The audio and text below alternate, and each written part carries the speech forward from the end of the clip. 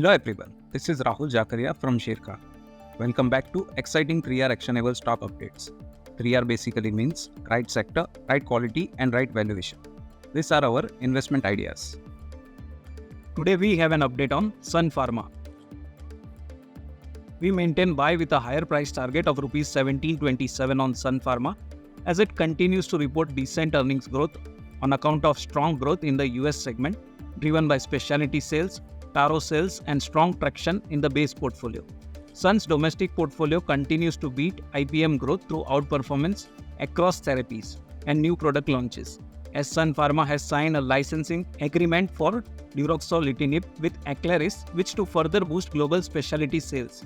We have increased our EPS estimate by 1% and 3% for FY25 and FY26 respectively.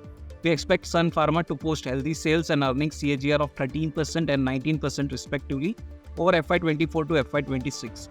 At current market price, the stock trades at 33 times FY25 and 28 times FY26 estimated EPS. We believe superior specialty portfolio in the US market and dominant position in the India business to sustain premium valuation. Hence, we maintain a buy rating and increased price target to Rs 1727 for the stock, ascribing price to equity of 30 times on FY26. Next, we have an update on Macrotech Developers. Our analyst retains positive view on Macrotech Developers and expect a 25% upside given strong growth levers for its residential portfolio led by structural growth drivers. Macrotech is expected to benefit from sustained momentum being witnessed in MMR residential real estate market. Property registration in Mumbai rose 25% year-on-year in February after a 22% year-on-year growth in January. The MMR saw a 15% year-on-year rise in new launches and 50% year-on-year in sales during Q4 of calendar year 23. Further, inventory overhang declined to 16 months TTM sales compared to 22 months in Q4 of calendar year 22. Average price rose by 15% year-on-year.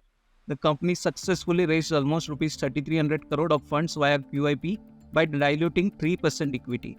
The same would aid in deleveraging and provide growth capital for land acquisition.